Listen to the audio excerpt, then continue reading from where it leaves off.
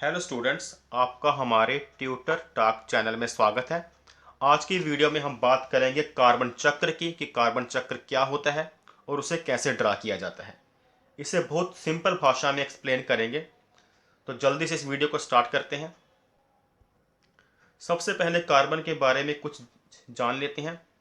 Carbon जो है वह मुक्त अवस्था में भी मिलता है और संयुक्त अवस्था में भी।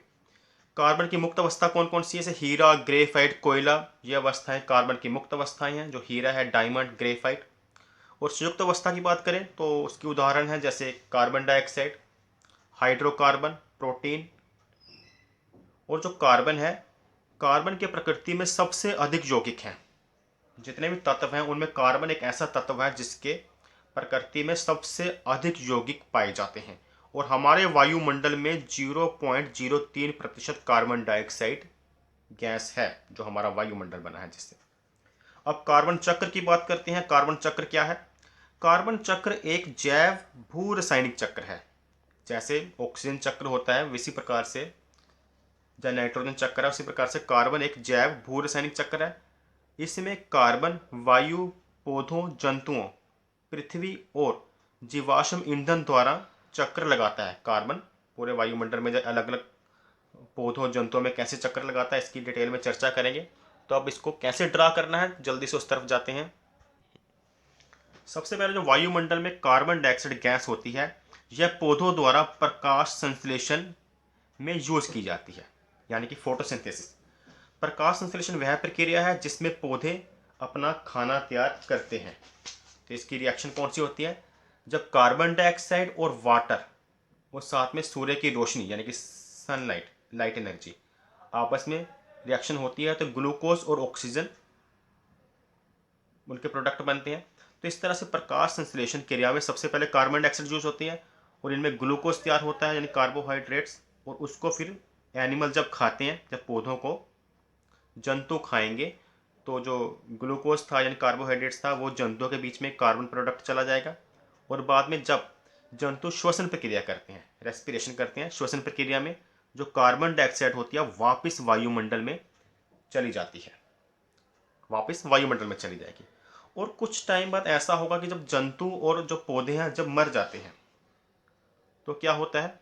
उनका क्षय होता है। जो माइक्रो ऑर्गेनिज्म होते हैं, जो जो सूक्ष्म जीवाणु होते हैं, जाके लोग माइक्रो ऑर्गेनिज्म होते हैं, वो क्या करते हैं? इनका क्षय करते हैं। तो कार्बन डाइऑक्साइड उन जीवाणुओं द्वारा दोबारा से वायुमंडल में पहुंच जाता है, वायुमंडल में दोबारा पहुंच जाएगा। और कुछ जंतु और पौधे ऐसे होते हैं जो कि काफ़ी लंबे समय तक मरने के बाद, जब मर जाते हैं, जब जमीन के दब जाते हैं, तो काफ़ी लंबे समय, काफ़ी वर्षों तक अगर भूमि के नीचे दबे रहें तो वे जीवाश्म ईंधन में बदल जाते हैं, फॉसिल फ्यूल। जीवाश्म ईंधन यानी कि कोयला, पेट्रोलियम वगैरह में ये बदल जाएंगे। और उनको जलाने के बाद जब जीवाश्म ईंधन को हम जलाते हैं तो जो कार्बन डाइऑक्साइड गैस होती है वह वापस वायुमंडल में पहुंच जाती है। और कुछ कार्बन डाइऑक्साइड गैस जो है जो वायुमंडल में होती है, कार्बन डाइऑक्साइड वायुमंडल में, वह पानी से मिलकर, जब कार्बन डाइऑक्साइड वायुमंडल में पानी से मिलती है तो कार्बोनिक एसिड बनता है उसका, जो कि एक वीक एसिड है।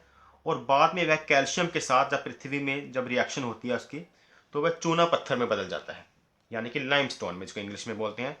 तो उसके बाद सबडक्शन होती है यानी कि निमन स्खलन होता है। और निमन स्खलन के प्रोसेस से यह ज्वालामुखी जब फटते हैं तो जो कार्बन डाइऑक्साइड गैस होती है वापस वायुमंडल में पहुंच जाती है। तो जल्दी से इसको दोबारा से एक्सप्लेन करते हैं। सबसे पहले जो कार्बन डाइऑक्साइड गैस वायुमंडल में थी वह प्रकाश संश्लेषण प्रक्रिया से पौधों ने यूज की। पौधों को जानवरों ने खाया तो जो कार्बन का जो प्रोडक्ट था वो पौधों के पास, जंतुओं के पास पहुंच गया। पौधों को जंतुओं ने खाया और जब जंतु श्वसन प्रक्रिया करेंगे तो कार्बन डाइऑक्साइड वापस वायुमंडल में पहुंच जाएगी। और जब जंतु और पौधे अगर मरते हैं तो उनका क्षय होता है, जिससे कि जो सूक्ष्म जीवाणु होते हैं वह कार्बन डाइऑक्साइड वापस वायुमंडल में चली जाती है उनकी मदद से। और अगर जंतु और पौधे मरने के बाद काफ़ी वर्षों तक, लंबे समय तक जमीन के काफ़ी नीचे जब दबे रहते हैं तो उनका जीवाश्म ईंधन बनता है, यानी कोयला और पेट्रोल। उनको जलाने के बाद जो कार्बन डाइऑक्साइड गैस रिलीज होती है वापस वायुमंडल में पहुंच जाती है। और कुछ कार्बन डाइऑक्साइड गैस ऐसी भी होती है जल से मिलकर उसका कार्बोनिक एसिड बनता है, बाद में कैल्शियम से रिएक्शन होकर चूना पत्थर यानी कि लाइमस्टोन, और जब निम्न स्खलन यानी सबडक्शन होता है ज्वालामुखी फटने से कार्बन डाइऑक्साइड गैस वापस वायुमंडल में पहुंच जाती है। तो ये था हमारा कार्बन चक्र। अगर आपको यह वीडियो पसंद आई हो तो इसे लाइक करना ना भूलें और चैनल को सब्सक्राइब कीजिए। So thanks for watching.